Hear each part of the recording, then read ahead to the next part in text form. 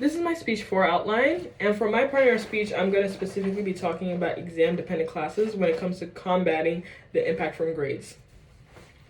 I just finished taking Econ 203 this last semester at Texas A&M, and I have never struggled so much with a class that required no work. I know, but this is a common case when it comes to classes that are strictly graded on exams. And if exams aren't your strong suit, much like mine wasn't, then you're basically screwed. This was me in the beginning. I was really struggling with the class, and I was a really constant downer on my life, and I just didn't know what to do. So that's when I decided to make a method that worked for me. So, as a student body, I really think that once we start to break down classes like this in a way that is unique to each and every one student, then we can actually find ourselves relatively stress-free with less mental drain on all fronts. Firstly, what can this do for us? How can this benefit us in the long term? We can actually find ourselves with more academic success and less burden on our social life. So when we take a look at an Education Science Review article by Christopher Walters and Anna Brady, they found that when students were delegating their time management was extremely self-regulatory. So this is meaning that students were operating better on time management schedules that worked for them, made by them specifically for them. It is extremely like that when it comes to combating classes like this, because what worked for another student might not work for you. They found that students had less procrastination, increased academic performance, and their personal well-being was just overall better. And I'm sure that's what we all want. So you're getting less stress and you're following a personal guideline for you. You're basically making a roadmap for your classes, and it's just leading to a better social life and a better academic life overall. Now let's get into how we can do this. How can we make a difference in these courses that are giving us no content whatsoever? The key factor is really making assignments for ourselves. Yes, I know we are not being assigned assignments at all, but that doesn't mean that we can't create assignments just because we're not assigned them.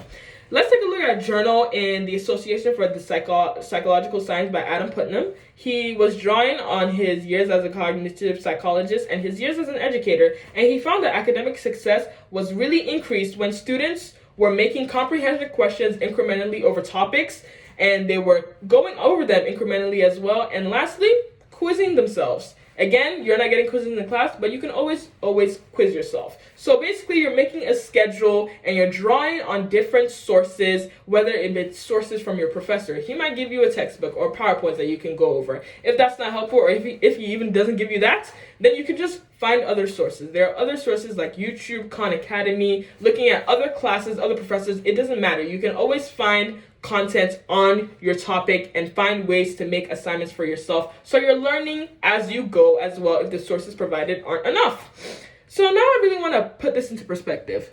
What happens when our student body is actually implementing these changes for these types of classes? We can find that our student body is relatively more stress-free. So the life and quality of students are just drastically increasing. So the student body is just better. The student body is more positive, it's more lively, it's just relatively better. So let's take a look at a Journal of Happiness Studies by Wei-Ting Wang. She was looking at the National University of Science in Taiwan, and what she found was that there was a positive correlation with free time management and life quality. Now, what is free time management? It's the same thing. You're just managing your free time, because this goes hand in hand with managing your academic life. Because as you start to regulate your academic life, you're also regulating your free time as well. And when you're doing this both together, again, your quality of life is just increasing. So when we start to delegate this, our free time is also benefiting as well. So the student body, when we start to do this overall, it's just more positive. It's more positive and it's more stress-free overall for our campus in the end. So what does this mean? At the end, this is really all to say that we can combat these classes just by structuring it in our way. We can look at patterns in classes and patterns to make for ourselves. We can draw on sources, we can draw on outside sources, and we are finding that we're allocating our academic and social life, and it's actually just making us better academically, socially, and we're just stress-free with less mental strain again.